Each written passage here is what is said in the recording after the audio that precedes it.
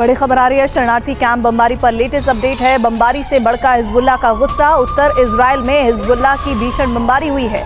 Hezbollah का Israel में drone rocket से हमला भी हुआ है।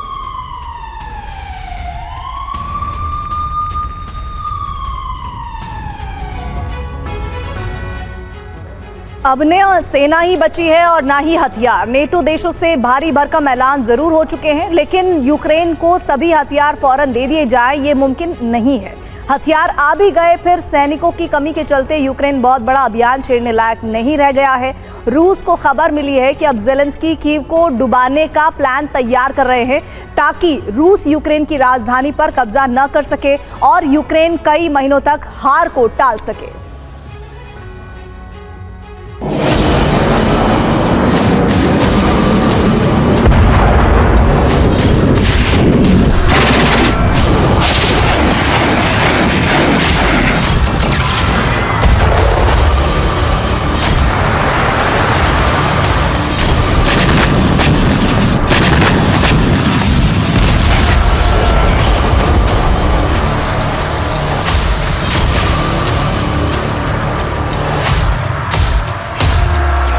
युद्ध का वर्तमान बारूदी धमाके हैं, आग और धुआं है।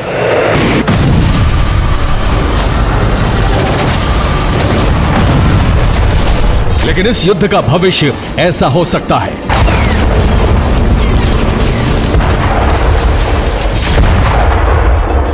आग के बीच सैलाब वाली इस प्लानिंग की भनक रूस की सरकार को लग चुकी है।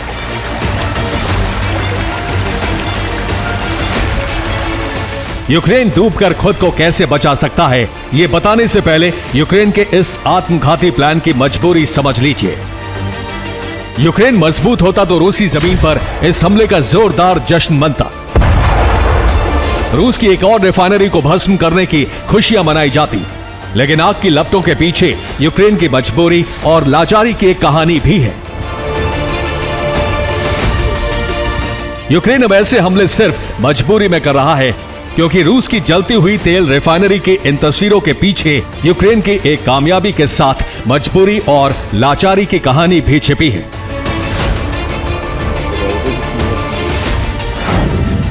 मजबूरी यह है कि यूक्रेन के पास अब ड्रोन के अलावा कोई शक्तिशाली हथियार नहीं है। मजबूरी यह भी है कि यूक्रेन के पास रूसी सैनिकों से मुकाबले के लिए पर्याप्त सैनिक नहीं बचे हैं। मजबूरी यह भी है कि यूक्रेन ऐसे नुकसान पहुंचाकर रूस के हाथों अपनी हार नहीं रोक सकता।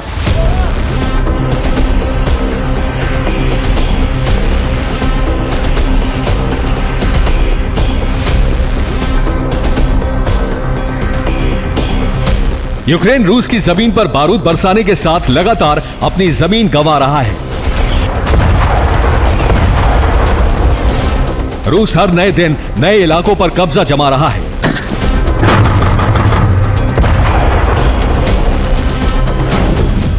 नेटो की रिपोर्ट के मुताबिक यूक्रेन के हमले से 17% तेल रिफाइनिंग प्रभावित हुई है। रूस को इन हमलों से आर्थिक तौर पर बहुत नुकसान हुआ है।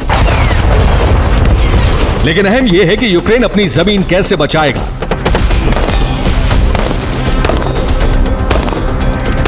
यूक्रेन को सैनिकों की जरूरत है, लेकिन लोग सेना में भर्ती नहीं होना चाहते।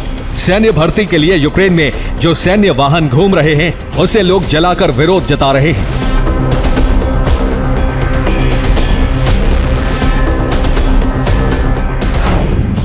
यही वजह है कि मौजूदा दौर में हथियार मिलने के बावजूद यूक्रेन कुछ नहीं कर सकेगा। यूक्रेन के पास काउंटर ऑफेंसिव के लिए सेना के जवान नहीं हैं। नेटो के हथियार पहुंचने में भी लंबा वक्त लग सकता है।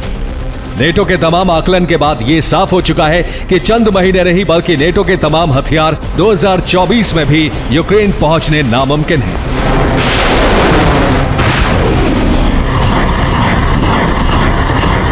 F-16 से भी यूक्रेन को सिर्फ आत्मरक्षा की इजाजत दी गई है। फिलहाल यूक्रेन को चेक रिपब्लिक से कुछ हथियार मिल रहे हैं।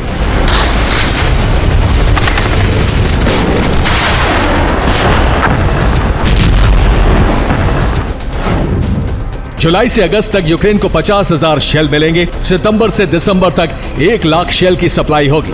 155 mm और 122 mm की शेल बहुत शक्तिशाली हथियार नहीं है। यूक्रेन को घातक हथियार देने का जो ऐलान किया गया है उनमें से कई का प्रोडक्शन होना बाकी है। यानी पहले वो हथियार बनाए जाएंगे, फिर भेजे जाएंगे, फिर वो वॉर फ्रंट पर आ सकेंगे।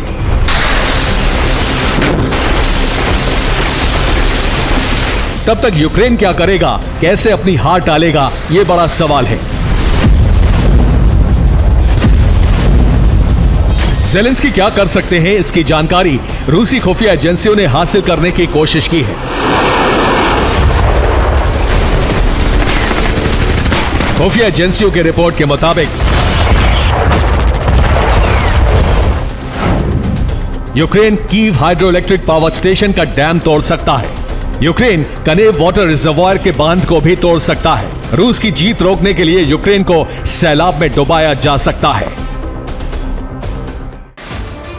यूक्रेन पर पूर्ण विजय के लिए राजधानी कीव पर कब्जा जरूरी है, लेकिन कीव अब तक सुरक्षित है। ज़ेलेंस्की अब अपनी सेना और नेटो के हथियारों से इसकी सुरक्षा करने में नाकाम साबित हो रहे हैं। यही वजह है कि ज़ेलेंस्की अब कुदरत की ताकत का इस्तेमाल कर सकते हैं, और वो है कीव के करीब जमा बेहिसाब पानी। यूक्रेन का भूगोल रूसी सैनिकों के लिए कीव तक पहुंचना मुश्किल बना सकता है। यही नीप्रो नदी के किनारे है देश की राजधानी कीव। यूक्रेन का प्रेसिडेंट पैलेस, सेना का मुख्यालय, तमाम बड़े दफ्तर यही हैं। यूक्रेन की इस चमचमाती राजधानी में 30 लाख लोग रहते हैं। यूक्रेन की राजधानी कीव नीप्रो नदी के पश्चिमी तट पर है। कीव के उत्तरी छोर पर है नीप्रो नदी पर बना बांध। यही के हाइड्रो पावर प्लांट से कीव समेत पूरे इलाके में बिजली की सप्लाई होती है। यही डैम से पानी को जमा किया जाता है, जिसे कीव रिजर्वायर के नाम से जाना जाता है। अगर इस डैम को तोड़ दिया गया तो डैम से रिजर्वायर का पानी कुछ इस तरह से बाहर आएगा और कीव समेत कई इलाकों में सैलाब आ जाएगा। रूसी विदेश मंत्रालय का दावा है कि कीव में तबाही का ऐसा ही सैलाब लाने की तैयारी हो रही है, और ये योजना खुद राष्ट्रपति ज़ेलेंस्की बना रहे हैं।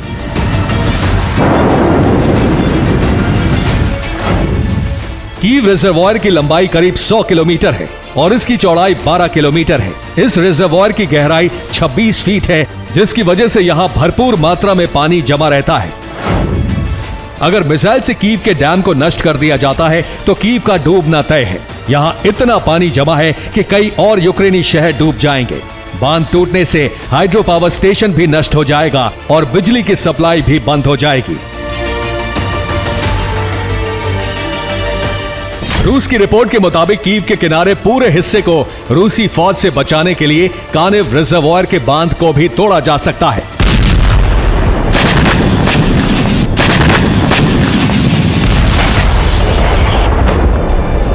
ज़ेलेंस्की जानते हैं कि नेटो की मदद से यूक्रेन सैलाब का सामना तो कर लेगा, लेकिन रूसी सेना और बारूद का मुकाबला अब मुश्किल है।